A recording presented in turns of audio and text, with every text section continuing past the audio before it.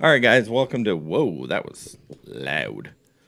Welcome to GR Rideshare Adventures. We are live tonight and recording. I did press record with Ben and Jason and then David Freeman. He is a mechanic for Christian Brothers. Yep.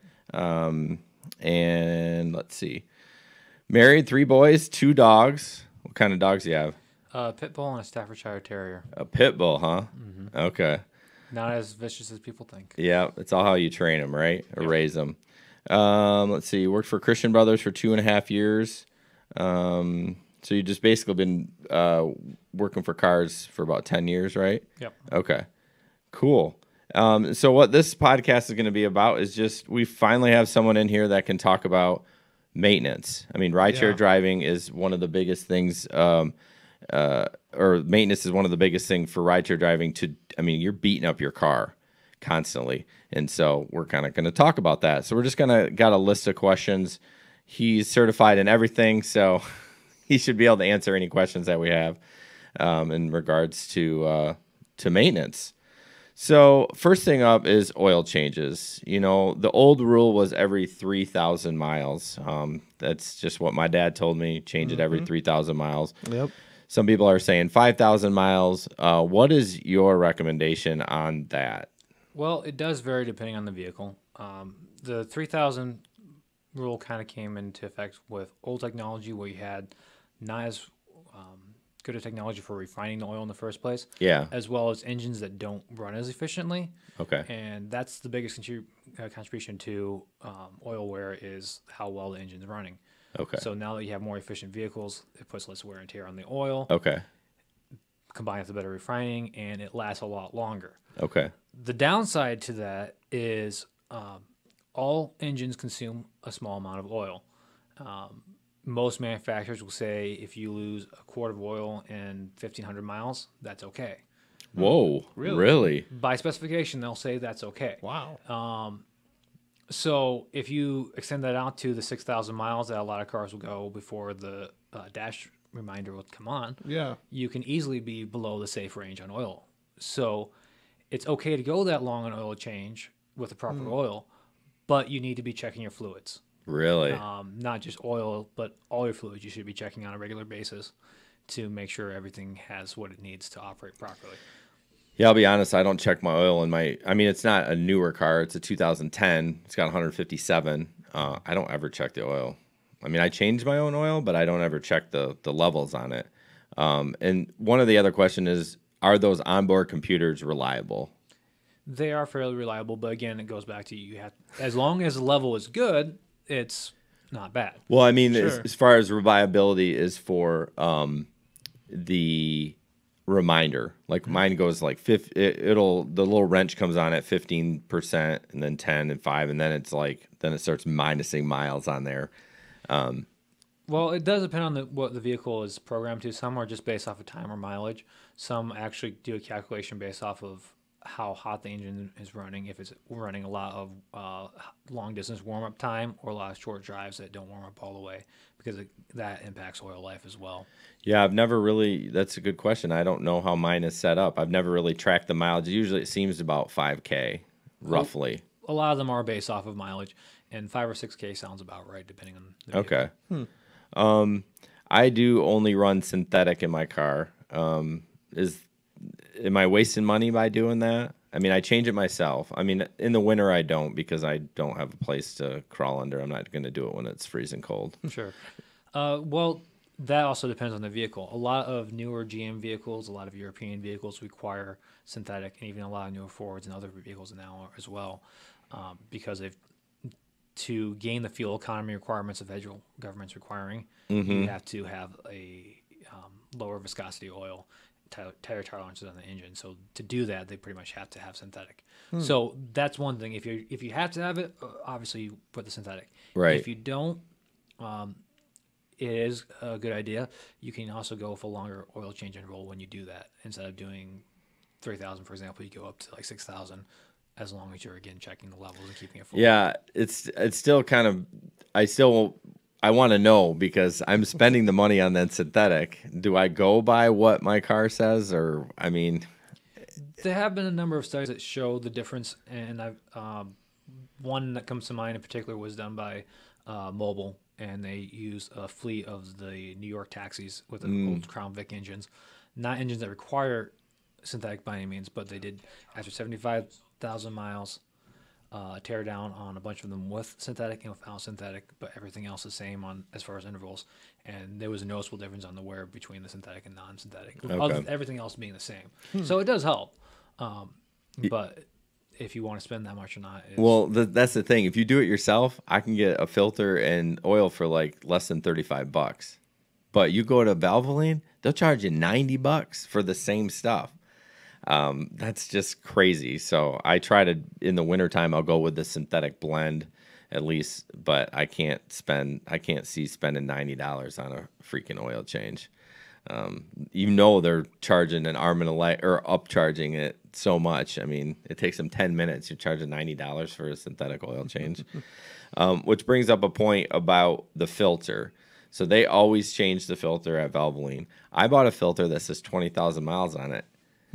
Legit. I mean, it was not that expensive either, and I followed it. I would only change the oil. I have an app called, it used to be called Gas Buddy, but it's called Fuely now. Fuely. And I like the old one better, but whatever. They bought them out, and I've had it for 7-8 years since they got smartphones, and I love it. But I do not change that filter until it hits 20,000 miles. Is that good, bad, indifferent? Doesn't really make a difference. There are extended capacity filters out on the market. I don't know what one you're using in particular, but yes. It's Fram. I don't care for Fram because I've seen them fail personally. Okay. But dang it, I like those. There you go. But there are good extended capacity ones out on the market. K&N makes one. They're not cheap, but they are really expensive. But there's a good reason for that. They make a good product. Mobile One has an extended capacity one as well. So there are some decent ones out there, but I avoid Fram at pretty much every cost. Really? Interesting. Do you know, honestly, why I like them the most? Because they have the grippy thing on the end of the filter. Oh, yeah. So it's easy to pull out. Yeah, so that's exactly it. Because a lot of times, if I do it myself, I turn, and you can correct me if I'm wrong, I put the filter on, and then I put it tight, and then I probably do a 180, one more just enough to snug it, because you go to the oil change place, they ream that sucker on. I go to try to take the filter off from an oil change place. I have to basically, if you don't have the tool to get it out, this is so redneck, but I'll take a screwdriver and punch it through the filter just so I can get the leverage to turn it out like that. Why do they put it? Do they just put it on tight to CYA so that it doesn't come loose? That's part of it. Part of it also is, frankly, a lot of oil change places do not do as much training as they should. Okay. So you get people who don't know as much as they probably should. Okay. My dad too also said to take the oil and put a little bit around that rubber seal before you tie it in. I don't know why, but I do it. It does help with removing it in the future, and if it's properly tightened down, it shouldn't be a problem. Yeah, and that's actually what the procedure is to do on a filter. Okay. As far as the keep turning once it touches, the rule of thumb on that is supposed to be 3/4 to 1 full turn after it touches. Yep. Okay, so I might be a little light on it, but I've never had any issue with it. But guess what? When I go under there, because it kind of tightens itself as it dries, I feel like, but I'm able to break it with my hand and not have to stick a screwdriver through. It's a mess too. What a hillbilly! I'm down there just jamming it through the plastic. That's I'm awesome. Like, hey, if you got to get it out, I mean, you got to get it out. There are a lot of jokes out there from mechanics about people who over tighten those things. So it's not just you. Don't. No, I don't over tighten. It's the dang oil change places. So is it true that at these instant oil change places, the people that work there are not necessarily ASE certified? Most of them are not. In fact, very few are. At least in Michigan, mechanics have to be certified by the state of Michigan, not necessarily ASE certified. But oil change. Quick change places do not require the same thing. Interesting. Because it's considered light maintenance. Yeah, they're not really fixing anything. They're just, it would seem me kind of overqualified if you had that why are you working at Valvoline? I mean, nothing against Valvoline by any means, but Yeah. Now, my first job as a tech was in a quick change type setting. So, okay. it was at a dealership one, but Sure. it's not a bad place to start. But Yeah. Get your feet wet per se. exactly. So when you think about that, a lot of the people who work in quick change places have some mechanical aptitude, but not the training or level of knowledge to do everything. Yeah. Well, I swear we've all have a friend that said that they got their oil changed at an oil change place, and they got home and they didn't have any oil, and they ran out, and their engine went. I mean, I don't know anyone personally, but I've read stuff on social media. They're like, I got home and my engine seized up. Whoops. Yeah, man. Yeah. I mean, and I'm sure it happens in other mechanic shops too, but I'm like, how do you forget the oil? Like, out of all the things, at least if you forget the plug, you put the oil in, it makes a mess. You're like, oh, okay, whoops. But you forget to put the oil in. I won't mention the name of the dealership. Yeah, don't. But the one that I worked at did have an issue with that where they had to buy an engine for someone. Ooh, man. That's a big mistake. Yes, Yeah. That's not it does happen, unfortunately. I mean, everyone is human and makes mistakes, but unfortunately, that was a very costly mistake. Yeah. Oh, no my kidding. gosh. So let's jump into tires a little bit. Yes. Can I jump in? Absolutely. Tires have been my nemesis lately. I drive a Traverse, and I knew it was having some alignment issues because the wear pattern on the front tires was rough. The sides of the tires were getting pretty bald, but yet the rest of the tire had a lot of tread left on it. So my first question, is it safe to drive a vehicle that's wearing awkwardly? Well, that does depend on how awkwardly. I've seen some tires wear out from new to like what you're describing in a few weeks in a really extreme case, and that wouldn't be safe. If it's somewhere you're getting unusual wear over 6,000, 10,000 miles, it's probably safe, but it's not obviously cost effective. Not advisable either. Yeah. But tire wear is a good indicator of if you have other issues. Well, yours were wearing weird. They were Yes. wearing on the outside Yeah. because you had like what, ball joint or strut issues. So it was odd. The weird wear was happening on the front tires, but a lot of the most of the issues were on the back tires, which I'm not sure how that all works out. But needless to say, I put 4 new tires on, had ball joints and a couple other things fixed back there, and spent a pretty penny on it. So tires are kind of a thing for me these days. Well, So what can I do to prevent myself from being in that situation again? So I bought the car a year ago, and when you buy a car used, should you just put new tires on it, or what do you think? Not No. necessarily. No. Unless it happens to need it, and then you should be paying less for the car. Yeah. Right. But to touch back on the safety issue for a second, you mentioned you had the worn ball joints.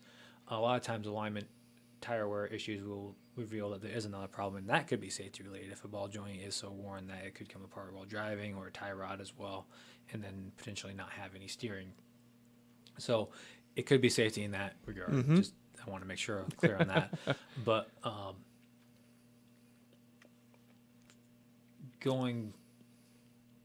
lost my train of thought. That's okay. No. We were talking tires kinda and had wear a on lot the of outside.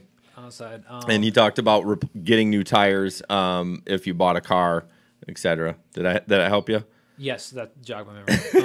It happens to us too. So with buying a car and replacing tires, if there's a reason that you need to because of wear or whatever, then sure. But otherwise, not necessarily. A good practice with any car is have independent inspection done. Mm-hmm. A lot of shops would do that. I know we offer that at our shop. Typically, there'll be a small fee for it, but you consider that will typically take about an hour of a technician's time to go take it for a good test drive. Yeah. Experience any noticeable concerns, put up in the air, look for any loose components like a ball joint, look at tire wear, look at fluid levels, all that kind of thing. And definitely advise that before buying any car. Yeah, that's invaluable to spend. What is it, like $50? Typically something like that. Yeah, that's so worth it. Because if you see some, I mean, you're not going to see all the nooks and crannies, but you're going to see a major problem. You're going to be like, ooh, I don't know about this. Yeah. Like, you may go back to the salesman and say, or I wouldn't buy this. And no, we do the same thing with our cars. We have them inspected. So, so some tips for prolonging. I know one of them, and I've been a victim of this, is the tire rotation. I do it every 6,000 miles. I don't know if that's overkill or not, but if you don't do that, you're done. I mean, those tires will last not very long. And I've been burned on that because I got lazy and didn't do it. 6,000 miles is about right. That's what I run on my own vehicles, is Okay. 6,000 miles. So the big things to look at for prolonging tire life, one is the rotation. The biggest one is proper inflation. Really? I don't do that very well. A lot of people don't. I'm not as good at this as I should be, especially as a technician. Yeah. But the thing that a lot of people don't realize is if you look at the sidewall, there's we'll say maximum pressure, usually 45 pounds, 50 pounds, something like that. That's not what you want to inflate it for. If you look in the door frame usually, or on the door itself. Yeah, there's a little sticker. Yep, and usually it will say something like 30 pounds, 35 pounds, 36 pounds. That's what you want to set it for, is what's in that placard on the door. And sometimes it's not in the door. Some older Jeeps I know have in the glove box. Some VWs and Audis will put it in the fuel filler door for some reason. Interesting. But wherever it is, that's what you want to look for, what the vehicle manufacturer says to put the tire pressure at. And you want to fill those when they're cold, right? Yes. Yeah, because they inflate. They get more pressure in there when they're hot. Yep. I did know that. Yeah. Any other tips for prolonging tire life at all? We touched on it a bit with alignment and making sure everything is tight in the suspension, that you don't have a worn bushing or a ball joint or tie rod. Those are the big three things: is the rotation, the pressure, and that nothing is worn or out of alignment. Here's a question for you. How do you rotate those tires? So back in the day, it was a diagonal swap, right? So right front to left rear, and then vice versa. It depends on the vehicle. Right. If you have a rear-wheel drive vehicle, like a truck, typically what you'll do is do a crisscross on the ones that end up on the rear. Okay. Basically, whatever axle actually moves the vehicle regularly, you swap side to side as well as front to back at the same time. And the other ones, you just switch front to back. Okay. That's kind of the quick summary of it. But again, that's one of those things that you should reference what the manufacturer recommends. So what about all-wheel drive? Technically, the best way to do that is do an X pattern, switch side to side and front to back both front and rear both times. Oh, I don't do that. I just put the fronts to the back and the backs to the fronts. There you go. Well, that's still better than nothing, but Yeah. No kidding. So you're saying you should switch them so the right rear should go on the left. No, how are you saying that? You did depends The on what X. vehicle you're talking about here. all-wheel drive, because that's I'm Yeah. basing on my car, because Okay. that's what I have in all-wheel So drive. left rear tire would then go to front right, Correct. and then front left would go to rear right. Correct. Yeah, so cross, Yeah. like an X. An X. I thought you gave 2 steps, like an X plus this, and I was like, wait. Just an X. It is. It's kind of complicated to explain. It's Yeah, a lot 'cause that's easier why to I see a diagram of it. Yeah, so just think of it as an X pattern. Yeah. Okay. Not just side to side, front to back. Well, that's harder for me when I do it myself, because then you have to prop the whole car up to do Yeah. that. Because normally when I do it at my shop, or where I do lawn fertilization, I'll just pump up one side and then just swap them front to back, bring it down, do the other side. Oh boy, we have to bring it to Discount Tire or something to There do you that. go. So One thing that Bell Tire offered me when I got my new set of tires was the free alignment program. That Jason was like, "Why would you do that? Is that necessary, or is that just a marketing ploy?" What are your thoughts? on that, and the quote unquote tire warranty that you're paying extra for. Yeah, Tire warranty is not a bad idea. A lot of people do have issues with you hit a nail on the road or whatever. And Yeah. you replace it. So that's not a bad idea as long as they're not charging some ridiculous amount. But I think it's like $12 a tire yeah, at it was discount. not bad at all. it's usually not bad. I personally have used that before from discount. Okay. In the past. Yeah, I because- benefited from it too. I mean, I had a tire that blew out. I would have had to shell out the money for it, but it was covered. So I mean, that has its benefit. And the thing about tires is, honestly, there's not much profit for most shops to do it, so it's pretty competitive pricing. But doing the warranty is not a bad idea if they offer it. The alignment, I'm not familiar with all the terms of that. Is that something you pay extra to get at the front end? Yeah, so it's just like the warranty on your tires, it's a warranty on your alignment. So for an X amount period of time, you can just bring it in and they'll do an alignment for you. So I've never got the reason I kind of scoffed at it because I've never got my front end aligned. It's never, well, other than when I wrecked the front end and $8,000 of the damage, they put an alignment on it. But I've never regularly, like in my little Fuely app, it doesn't say, oh, time to get an alignment. I don't know. I mean, I don't know how important that is. I guess if your tires are wearing, and the tire place says, hey, your tires are wearing really uneven. Okay, that's a red flag. But yeah. Typically, your alignment won't go out unless it's something worn out or damaged from an impact. Oh, yeah, that makes sense. But when that happens, you should be able to notice that instead of your wheel being pretty level across the spokes, and every vehicle's different on what the spokes are aligned, but you'll know what is straight ahead. Yeah. If it's not going straight ahead when you're going straight on most roads, then you probably have something that's worn or needs to be replaced. Sure. Okay.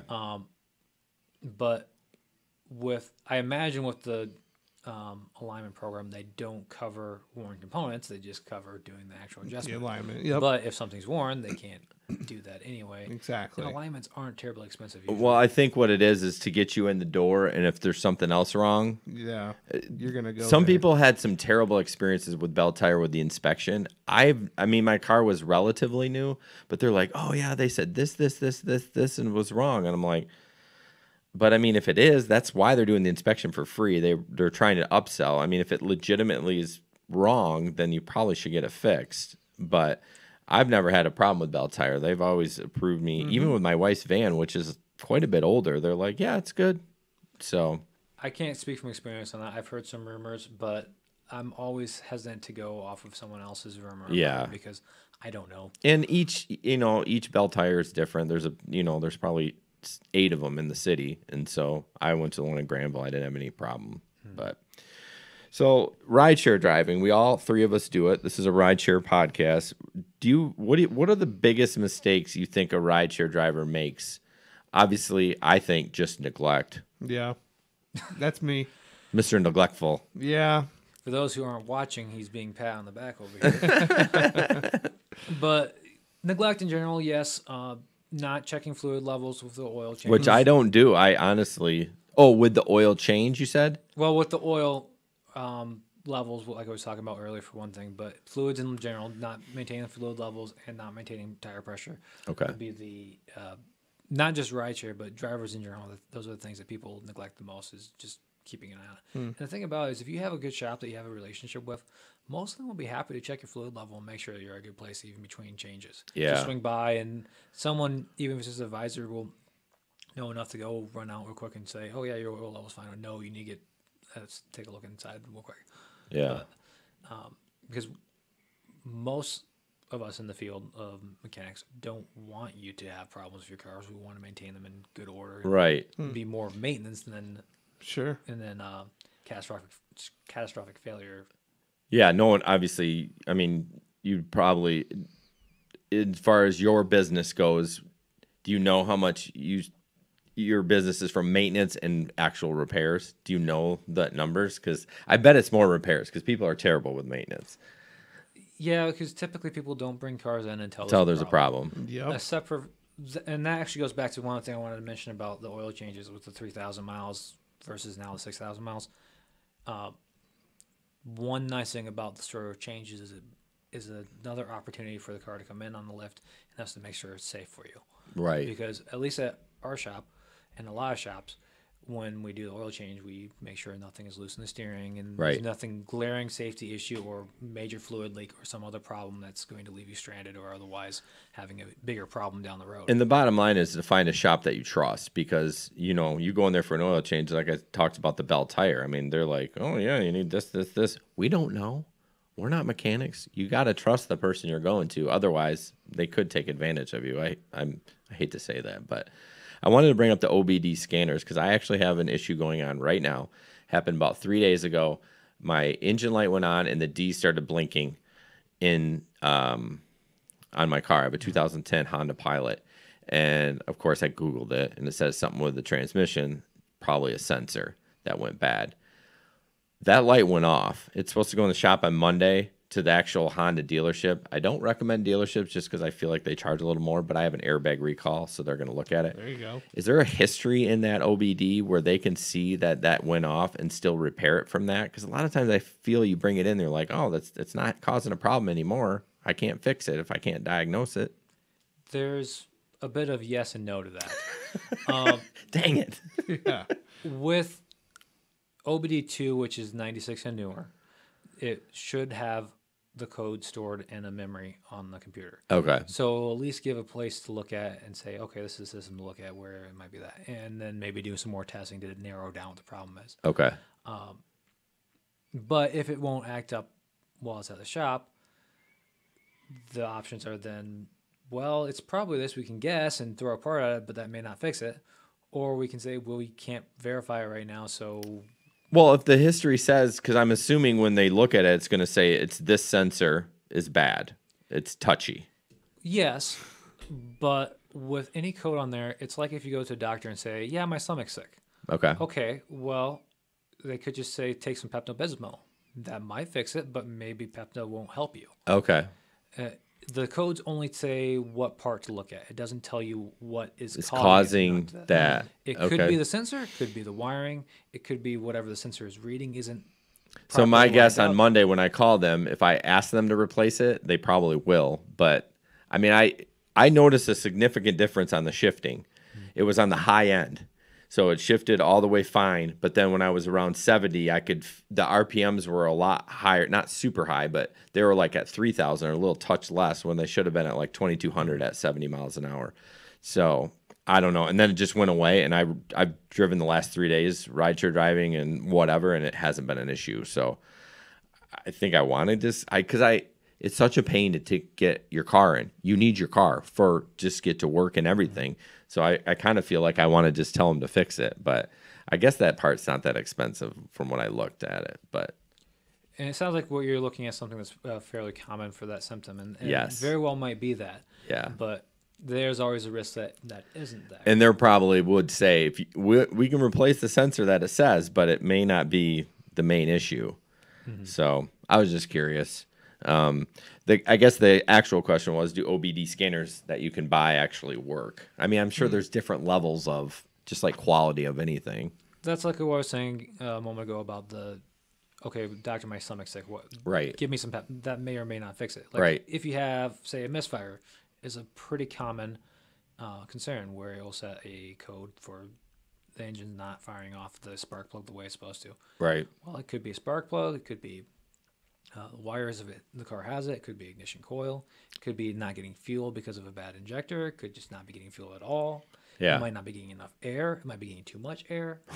All these based on that one code will tell you there's a problem that it's having, but it won't tell you which problem it is. Okay, I understand. So it tells you have a problem, but it doesn't tell you the symptoms why it's throwing that code. Exactly. Ugh. So that's where, sure, the cheap scanners or AutoZone can give you a direction to look at, but it doesn't give you the full answer. Okay. All right. Dang it. Because I don't want to bring my car in again. I'm like, I need my car. Like it's annoying. Let's see. Winter tires. You know, a lot of those shops push them. The only thing I know about them is that if they're not on ice or snow, they wear down really quick. Is that false? Myth? No, that's pretty much true. The thing about winter tires versus an all-season tire, and most cars come stock of all-season tires. Yeah, that's what I put on. Yep. The all-season tires make a very good balanced tire to go all year round. However, once you start getting colder temperatures, the winter tires have a softer compound that allows it to get better spread out on the surface of the road. Okay. So it will get better traction on ice. They also have a different tread design, so they'll get more places to get traction on the ice. And so there is a significant difference with the traction you get off of a snow tire. Now, you still have to drive for the conditions. If you are slamming on brakes on ice, there's still only so much a tire can do. Right. No kidding. But they do improve it substantially. The flip side, what you're saying with the wear, is if you get above about 45 degrees, that softer compound will wear very quickly. Okay. So that's why they are winter, not all season. Yeah. And then there are a number of good winter tires out there. Bridgestone makes some excellent ones. Nokian is a really good brand for that. But do you think it's really worth it? Because like Discount, they say that I only know of Discount because that's pretty much the only tire place I've ever used. So they say that they'll store your summer ones for you if you buy the winter ones, you know, and then vice versa. I just wonder if it's worth. I mean, because you're going to drop another $700 to $1,000 for a set of snow tires that you might, you know, you only use half the year. And then if it gets warm, if you have a warm winter, then you're wearing them down like crazy. So I just wonder if it's even worth it. True, but then you're also putting less wear and tear on your summer tires at the same time. That's true. So overall, you're still getting the roughly same amount of time out of the tires. It just goes on a longer period of time. That's true. So there's that to consider. There's storage to consider. Discount does do a storage program. Some other places do a storage program. Interesting. But I'd like to try it because I mean I feel like my tires are okay, but I'd be interested to try. I've never owned a car that had snow tires. the other option is they're starting to do some improved compounds that are decent all year round. What I actually have on my van at the moment are Nokian WR3s. If you look at them from a distance, they look like a snow tire. Treads the same. The compound seems a lot like it, but it's okay to run them all year. They don't have the same tread wear issue. It's still rated as a 50,000 mile tire, which is not bad. No. Yeah, Now- that is good. Now, a good all season tire, you might be able to get a 70,000 mile, but still 50,000 miles for one set of tire that you don't have to switch year to year. It's not bad if you don't have a place to store, especially. Yeah.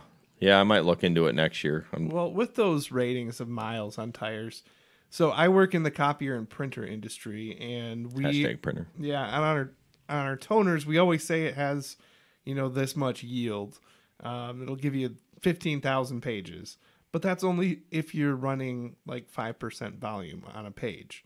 If you're running 20%, you're not going to get that yield. So, knowing that about my industry, how is it with tires? Can you actually get the 50, 60, 70, whatever the guarantee is? Are you going to see that kind of mileage out of your tires?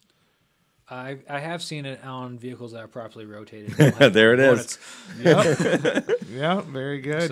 So rotate and- your tires. And keep them inflated. Yeah, I mean, you just got a new set of tires. Yeah. I want them suckers lasting a long time. I absolutely, you do, I do. And driving style also plays a factor in that as well.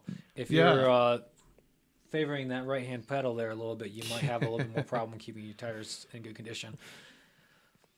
Couple other things. Question is, how do you tell when your brake pads and rotors are starting to be replaced? Personal story with that, it feels like the cars nowadays, the second you hear a little bit of noise, it's like too late. It used to be like a warning where you'd be like, oh, okay, I should get it. But I've gone to like, it starts squealing and then all of a sudden my rotor shot because, you know, I went 2 weeks without replacing it. There's just not enough warning, I feel, personally. But That one's really hard to say because a lot of it does depend on driving style as well. I mean, and probably depends on pad or what you buy. that also has an impact. And again, if something else is wrong or not, because if the brakes are all working properly and just worn out, then you have a little more warning. If they're wearing out because something's not moving properly, so it's holding that brake on a little bit, Yeah. it can wear that out in no time flat. Yeah. So, but yeah, you do get the squeal indicator. And another thing is, again, this goes back to having that regular inspection with other maintenance is a good shop will inspect the brakes, even if not by taking off the wheels. You can at least do a visual inspection through the spokes on the wheels. If you're doing a rotation, it's a great opportunity to go ahead and look at the pads and say, yeah, you have about half your pad left. You have 25% left. Yeah. You might want to look at you about 10% and just get a general idea, even if not exact measurements. All right. Reliable vehicles, in your opinion, for Nick has for rideshare driving, but in general, I should just ask what you drive because that's probably what you think is reliable. Not necessarily, but. Well, what I drive is an old Jeep and a Dodge Caravan. Okay. So I think Caravan makes a good ride-share vehicle overall, although it's not one of the cheapest to maintain. They are a pretty reliable vehicle overall, and there's a lot of them on the road, but they give you the XL capacity, decent on fuel, overall fairly reliable. What kind of gas mileage do you get? With mixed driving, around 18, 17, depending on time of year. Sure. That and the fact that no one who drives it is exactly slow. Yeah. 18, 17, that doesn't seem that good because I average 16.9 in my Pilot, and this thing seems a beast. You know what I mean? And that's average between city and highway driving. But I thought the van would get more in the 20s. Because, well, depending, I mean, how old it is. Well, that one's an 07, and it's, like I said, mixed driving, but the majority is city. Yeah. So that doesn't help. That makes a big difference. Right. And it also probably should be getting a little bit better fuel economy than it does, but yeah, it's never been noted as the most fuel economic vehicle. Which brings up a good point. My wife's car, it's thrown the engine light for, I don't know, 100,000 miles to get that stupid catalytic converter fixed. I think that's what it is. How much are we actually losing on efficiency by not getting that fixed? Because it's like $800 to get it fixed. Because those are so expensive. The cat failure codes don't necessarily mean your car isn't running efficiently. Oh, okay. That means it's not cleaning up the exhaust emissions efficiently. Or maybe that's not what we were talking about. Maybe it's the fuel filter or it's something, but evaporative emission system, perhaps. Could be. I don't know. I just know it's been on for 100,000 miles, and when they told me what it was going to be like 800 to get fixed just to get the light off, and I was like, I can just deal with the light. That's probably a cat. That sounds about right, depending on the catalytic converter. Yeah, because it's the metal in there that makes them so expensive, right? Yep. It wasn't the labor. It was just the part was ridiculous. Yeah, so it has precious metals inside that are very expensive. Yeah, dumb freaking liberals trying to make it more efficient. Wow, fuel efficient. Sorry, Ben. I'm not I don't get into politics on this podcast.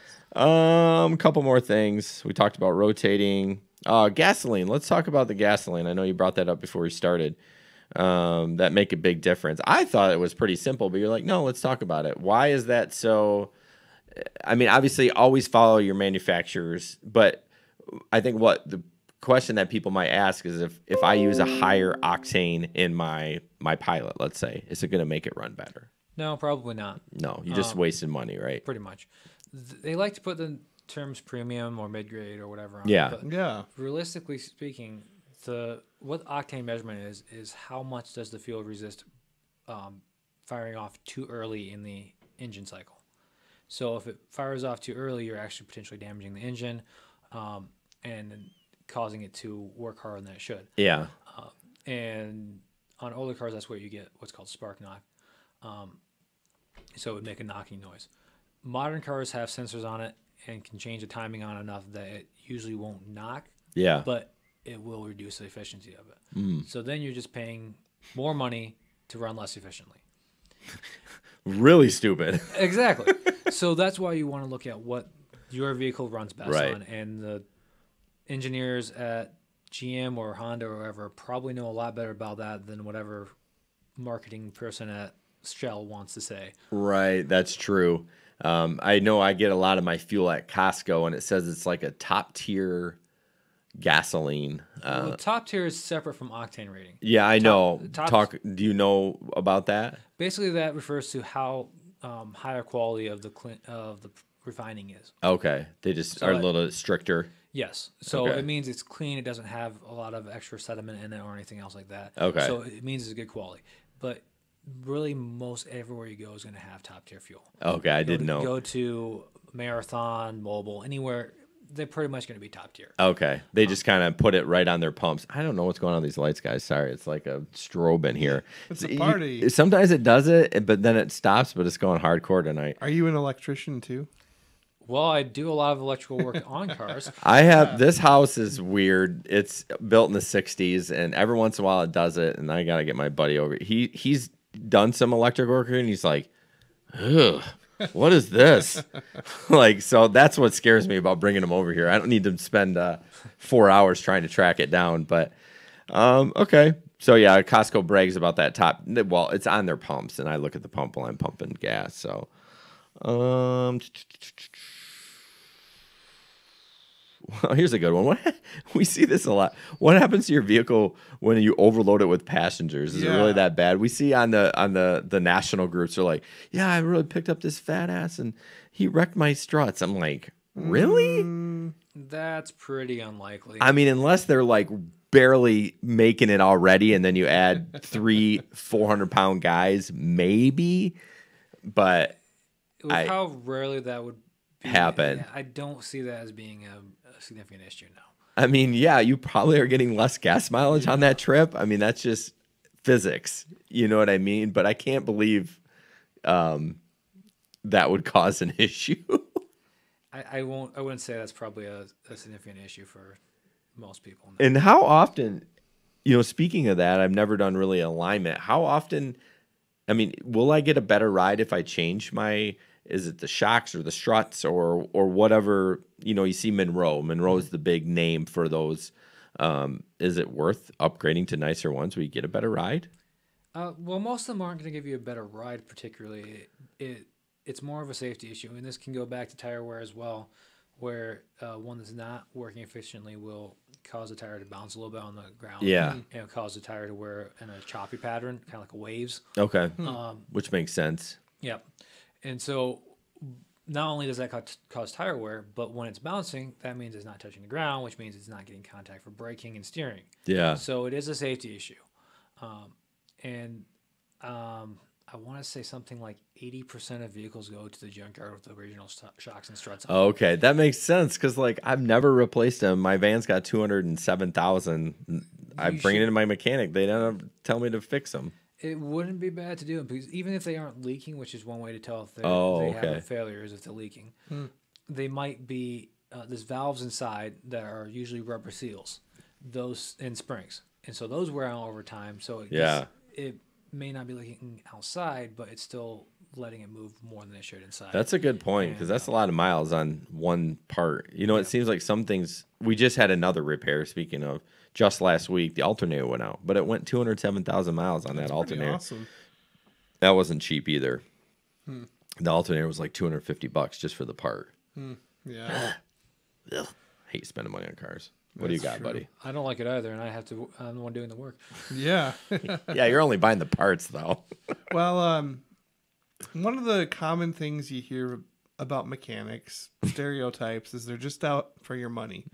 And, we've probably had experiences where we brought our car in for an issue to be fixed, and for whatever reason, the mechanic, quote, did not fix the issue. It's still happening.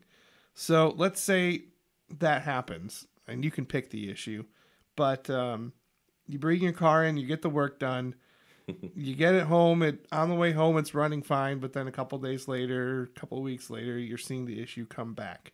What's your best course of action there? Do you recommend taking it to the shop that did the original work, or would you recommend getting a second opinion by going to a different mechanic? What are your thoughts? I would recommend going back to the shop that did the work originally. A good shop will say that they're not going to charge for additional diagnostic and take care of it if it is related to what they did. And it may be that they did everything right, but the part was defective. Even think about new cars. They have a warranty for a reason. Yeah. It's because even with the new cars, there are problems. So I would definitely give the shop the chance to make it right. Now, the other thing with that is sometimes the issue could be something intermittent. We were talking about that earlier with your transmission. Yeah. Or it could be that there are a couple things going on. For example, maybe you hear a noise. And you describe the noise, and you think, oh, it's going to be clear what it is. But you drive that car every day. So it's unusual to you because you recognize that, I hate noises. Yes. Yeah. But then the mechanic gets in it and doesn't know what's normal and what's not normal on that car. Here's a different noise. Yeah. Says, oh, here's this noise over here. I'm going to fix that because that sounds like what you're describing. He fixes that. They get in it. And it may very well be a problem. It may be a bigger problem. Right. But it's not what you wanted fixed. So in a situation like that, for example, it might be good to go back to the shop and say, look, this is still doing this. can I go for a ride with a technician Right. or with an advisor so you can hear or experience what I'm experiencing? Yeah. So we're all on the same page. Right. And then maybe that might clear it up and then be able to take care of it. And a lot of shops will then say, okay, since this wasn't even what we went after the first place, we'll work with you and try and at least give you as much discount as we can. Yeah. I mean, they still have to charge if they're going to fix something else. I mean, they still have Yeah. to pay their bills. So Yes. I think most people understand that. But there's nothing more frustrating than noises in a car. Like, because you drive that car every day, thousands of miles, and you're like, all of a sudden you hear a noise. You're like, okay, What was where is that? it coming from? I hate it. And as a technician, I get a car and I think I fix it. I take pride in that. Yeah. I want it to be fixed. I Right. don't want it to be a problem and have the customer dissatisfied with that. Yeah. So there have been times when this situation has played out with me, Yeah. and I'll just be like, I don't care about the time I'm figuring out. I'm just going to figure it out Yeah, and tell you what the problem is. Because I so want to can- figure it out. Yeah, I want to repair this. No, I'm glad you take pride in it because that makes me want to come to you and say, I know you're going to find this. I know you want to fix this. Let's do it. Yeah. Do you have any? Sorry. Go ahead. I was No, I going to was ask if you had any more questions. I was just gonna throw this out there as an opportunity for you to talk a little bit about the shop you work for. Yeah. What sets Christian Brothers apart from the other mechanics in town? Well, one thing is the pride. We definitely take pride in doing it properly, and we will, if in a situation like warranty, for example, we'll Yeah. make sure it's right. We want to generally treat you as we would for any family or friend, and not. I mean, it sounds kind of cliche, but the truth of the matter is that's what. No, it's not. I mean, a lot of mechanic shops. I've gone to Rosewood Auto for many years. My dad did. In fact, the owner just passed away about 2 weeks ago. His son is there, but some shops you go to, you're just like, I mean, I get it. A shop is dirty, but when I walk into the lobby, although Rosewood Auto, the lobby was just a dump too, but I don't know. I mean, I guess that's good or bad. You might think that's a good mechanic because he doesn't spend a lot of money on the lobby, but some of those shops you walk into, you're like, do you have a little pride in your work? Like, I only went to Rosewood because my dad's like, they're awesome, because of recommendation. Sure. But I feel like Christian Brothers, there's one. Do you work on the one in Kalamazoo and 28th? Is Yes. that okay? And there are 3 in the area at the moment. Yeah, where are the other ones? I've never drove past them. There's another one on 28th by the Cascade Mire at 96. Yep. That one is pretty new, same owner, and that one's been open since, I don't know, like 9 months. Okay. I don't know the exact. Oh, so really new. It's pretty It's new. new, yes. 28th and Cascade. Right in front of Meyer, same parking Yep. lot. There's a right Verizon freeway. store. Oh, really? Man, their signs usually stand out. I have clearly not looked at it. I just was over there picking somebody up too. Yeah. And there's another one in Holland that's a different owner. Okay. Christian Brothers is actually a chain that has about 190 stores around the country now. I Holy believe. Really? cow. I didn't know that. Out of- I've never even heard of them other than the one on 28th Yeah. and Kalamazoo. Well, they're from Texas. Okay. So spread out from there, but now all around the country. And the store I'm at has been there, I believe, 7 years now. Okay. And that was number 88. So in the last 7 years, they've grown 5 stores. Whoa. That's crazy. Yeah. So they're not. Is it just the last name Christian? It was started by some guys at a church that went to a Bible study together, and they wanted to have a shop that treated people properly. And Okay. I was wondering if it was somewhat religion based or if was their last name. So. it did form out of a Bible study group, but it's not specifically a Christian organization Yeah, either. sure. Right. I've worked with guys who are atheists and even all over the spectrum on religion there. So it's not like that's what they are. Well, it's interesting, kind of like Chick-fil-A. I Yep. mean, Christian chicken. Christian chicken, but I'm sure all the owners are not, and maybe they are Christian. I don't know, but I mean, I know they're not open on Sunday. None of them are, but it's kind of the same thing. It's based on that, but no, that's I'll have to get in there and take a look. I know the storefront looks really nice. Yeah. So stop on by. Speaking of which, one thing I've been talking with the owner a little bit about is we're offering a 10% parts and labor discount to rideshare drivers. okay, That's for our 2 locations, and we're just rolling that out. So it's a couple details might still be tweaked on that, but Yeah, let us know when it's officially, and we can talk about We'll pump that. So for sure. and that's for maintenance too. Like it's accept tires with a Well, limit of $75. Okay. So I mean, if you spend $750, you save $75. But no, that's above that, fair. No, I mean I even go into I think it's AutoZone and you save 10% with that code. I'm like everything I buy there, I use the code. I mean, if you can save $3, who cares? Yeah. I mean, it's like free money. Yeah. Like, Might why as would you? well. Might as well. I mean, I'm not a super tightwad, but I'm gonna save if I have a coupon. Seriously. Like Groupon for the tree, right? Yeah. Is there anything else you want to leave us that you really want to talk about, or I know I skipped over a few things, but that you think it's important? Like, leave us with like 2 amazing things, or maybe some things that we should, other than tire rotation and pressure, which And I need fluid to do, checks. and fluid checks. Yeah. My wife's car randomly was like leaking oil for a while on the driveway, and I checked it and it was down, and I added it, and then it stopped. That's weird. that is a bit weird. Yeah, it's not leaking anymore.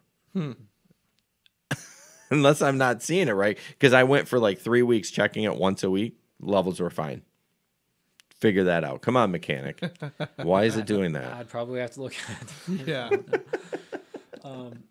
But as far as anything else, nothing really comes to mind. I think we pretty much touched on everything we were kind of wanting to touch on. Yeah. So the big takeaway for me is don't neglect stuff before, because if I were to address the alignment issue before it got really bad, I Yeah. probably would have saved myself some money. At least you would have gotten more life out of tires, and you could have Exactly. delayed the tires. But I remembered something. The air filter. oh, yeah. So I'm a stickler. It says 12,000 miles on my car. I buy one. Now, I just did mine. I took it out. It was pretty dirty, but I mean, not, well, it was pretty dirty. Is that really a huge benefit? I mean, It depends on, how dirty you're talking about. But it was dirty. a lot of times, the 12,000 mile thing, if you look at the factory schedules, it will say check every 12,000. So it may not necessarily need it at that point. Okay. But think of it this way. If you have a scarf in the winter and you put it over your mouth, you can breathe, but it's harder. So once you have that filter that gets dirtier, yeah, then you It can breathe, works. but it's working harder to do. Everything's working harder. That's a good. So it may not be a huge difference, but it's something. And I just for some reason, when it goes off, $20, I get a new filter. I throw it in there. I mean, but it's probably not saving me on gas miles. I know was it you that talked about the oil change places? They try to, you're going to save 2 or 3 miles per gallon by doing this and that. So I feel like they pressure you into doing that. And I just kind of like, this is 12,000. That's what it recommends or whatever. Checking it. This is when I replace it. And to me, $20. I mean, Yeah. when's the last time you changed your air filter? When I got my oil changed last. How dirty was it? Oh, do you want to talk about the transmission fluid? No. You looked at Ben, so Yeah. Speaking of neglect, it's a good thing I'm here tonight. This has Yeah, been very you need educational. to stay on this boy. It's really bad that one of my friends from college is a mechanic. Yeah, and you're terrible with it. And Like I'm really you have bad with my car. you have every opportunity to be like, dude, what should I do? I'll send him messages and I'll be like, "What do I need to do?" And he'll tell me, and I just don't do it. yeah, it's not like I've ever heard anyone ever ask me about transmission issues on their Right. the GM vehicle or anything. Yeah. No, never. So, well, somehow, I don't know how, but my transmission fluid got bone dry low. And that's why I was having those weird revving issues. But it was working. Like, it didn't seize. Nothing happened. What did he bring up? The air filter, everything still works. Yeah. It's just going to work so much harder. Yeah. So I took it in and I knew that the transmission fluid needed to be flushed because it was dirty at the last oil change. And so I just made a mental note, next time I'm in to get my oil changed, I'll budget some for the transmission fluid flush. So they go to do the transmission fluid flush and they're trying to flush out all the old fluid and they're not getting much out at all. And then the guy was like, "Were you aware that you were pretty low on transmission fluid or what?" And I was like, "Well, I knew it was dirty. I didn't know it was low."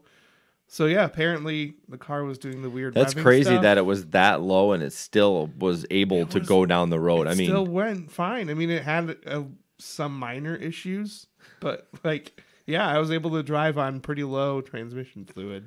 I've actually had that happen quite a bit. Really? Low fluid will cause that. Huh.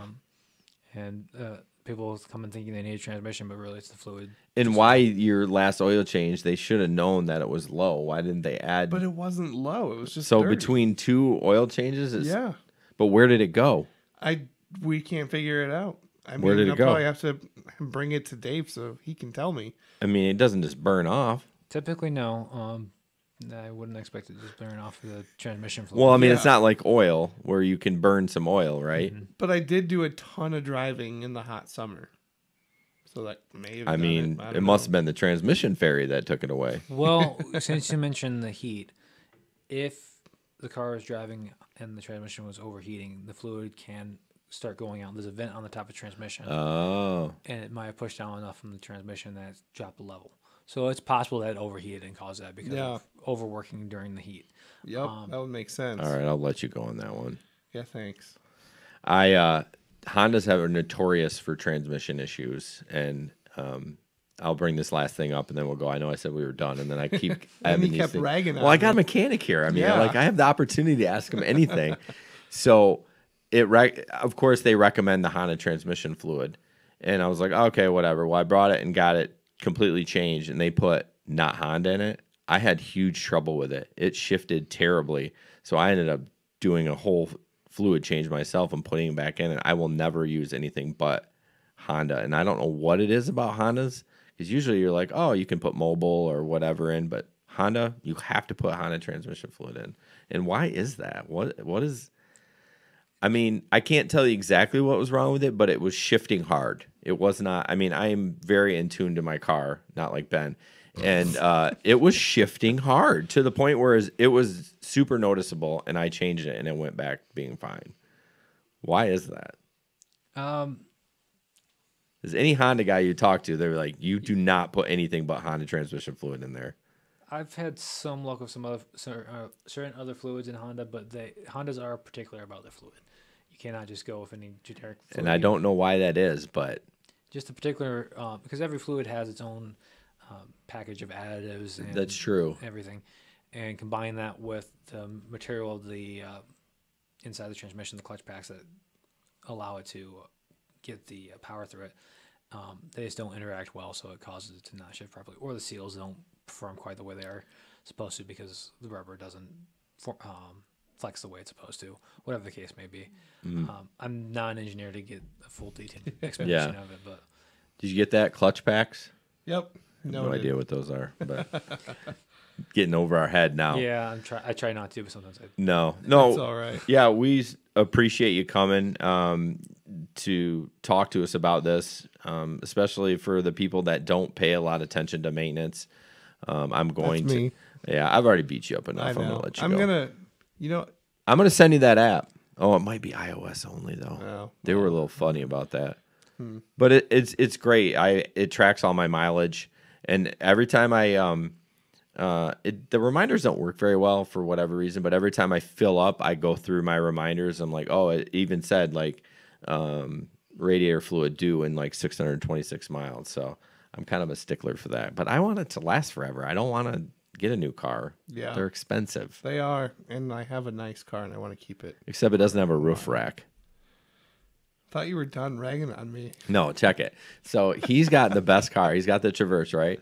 And it's got cooled seats, like high end, but it doesn't have a roof rack. I saw a picture today. He has a Christmas tree inside his car. I'm like, why don't you put it on the roof and strap it down like normal people? My car doesn't have a roof rack. It's got the slots, but it That's doesn't so have a weird. rack. I feel like you got gypped. Well, that's because of the fuel economy requirements for the government again. Oh. Really? Roof racks do have a significant impact on fuel. Oh, I'm economy, so sure.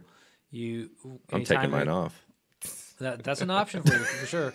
But anytime that it's not a standard feature, the manufacturer doesn't have to list that as impacting the fuel economy. Interesting. So if it's an optional feature, that doesn't impact our fuel economy. That's an after addition from the customer. That's their problem.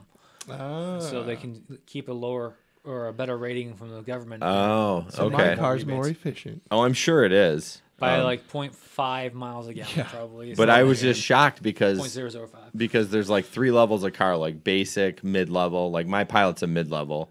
I mean, it's got leather and everything, but it's not the touring edition. And I feel like Ben's got cooled seats. I don't know why I like that. I mean, his car is like awesome, and he doesn't have a roof rack. I'm like, Yeah. jeez. Oh, well. There was a question in there. There I is saw one last from question. Amber. Amber says, and I know this may be hard to know without seeing the car, but can yellow on your oil dipstick be from condensation in the engine and not something more major? I don't know what yellow would be on there. I'm confused on that, but I'm not a mechanic. I've never seen that. What I think she's probably talking about, there's a couple possibilities. One is if at some point there was an oil leak and someone put dye in it, ultraviolet dye, that can give it a green or yellow tint to it. In which case, that's no big deal. It's just some coloration to help find a leak that might be hard to otherwise pinpoint. The other possibility with that is I would consider it more of a brown or milky color. Okay. And that could indicate either condensation, which isn't the big deal,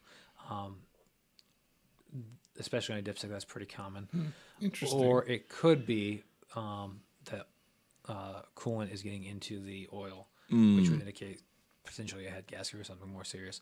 But without seeing it, it would be impossible to say for sure which one it is. Yeah. Is that something you could bring to a shop and just ask? Well, it's something that we'd have to do other testing to Sure. determine where it's coming from. Okay. And it's one of those things you can eliminate things, but you can't say for sure that it's not another problem. Yeah. So you look at if there's any other symptoms. Are you going through coolant where the level isn't staying full? Are you having the engine not run properly? Is the engine overheating? Is the oil getting fuller than it should instead of staying at the full mark? Yeah. Those would be all things to look at to say maybe there's something else getting into it. Sure. I had another question. Oh, as far as like my airbag recall, do I have to bring it to the dealer? Yes. Okay, that's what I thought. If I'm going to get it done for free. Yes. Okay. Yeah. That's why I called them when I had the transmission. I'm like, you know what? I'm going to bring it to them, even though they charge a little bit more, and I would prefer to bring it to a private mechanic shop or mine.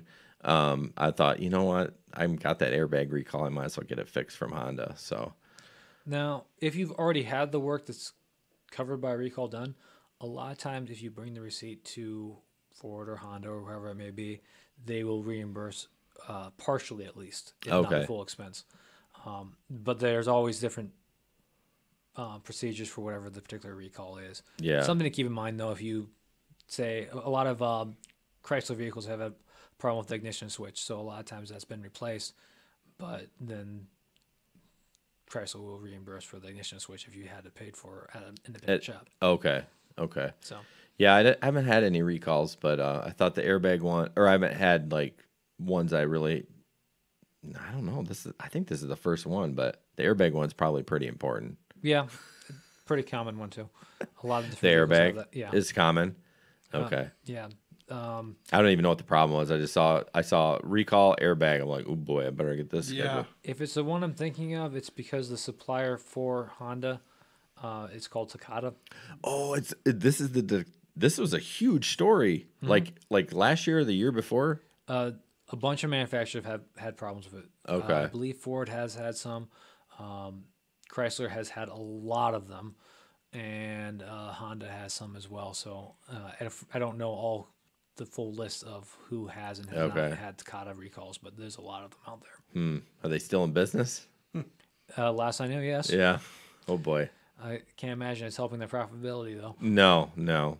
Anything else, Ben? Well, based on one other comment that just came in from Ted Lowy, it's not a question, but he says horrible bad drivers of rideshare on the road risking others and their lives. So maybe in the next episode we'll bring in a traffic cop or No, we had trouble. We instructor. tried to get police officers involved, and they didn't want nothing to do it. So Maybe what a is he driving saying, that we're bad instructor. drivers? No, just Oh. rideshare. There's horrible bad drivers of rideshare. Oh yeah, they park in the middle of the street all the Yep. time, and that's not a driving thing. That's a common sense thing. Seriously. Oh, that frustrates me. I want to mow them down. Pisses me off. So we I are honk. with you, and I'm sorry if I'm butchering your name, Ted Lowy. But we're with you. Yep, there are some horrible drivers. Our goal here at GR Rideshare is to educate so that we don't have those issues. Right. So, well, thanks everybody for joining us on this impromptu Saturday Night Live recording. With no producer, so I'm going to get up and stop the recording during the recording. Well, thanks for having me. Yeah, thanks for coming out, David. Really appreciate it. So again, Christian Brothers Automotive, stay tuned. GR residents for details on potential rideshare driver savings. Well, there is Christian Brothers throughout the country. It's true. Might not get the discount, but Yeah, Yes. I do want to clarify that discount is specifically for the 228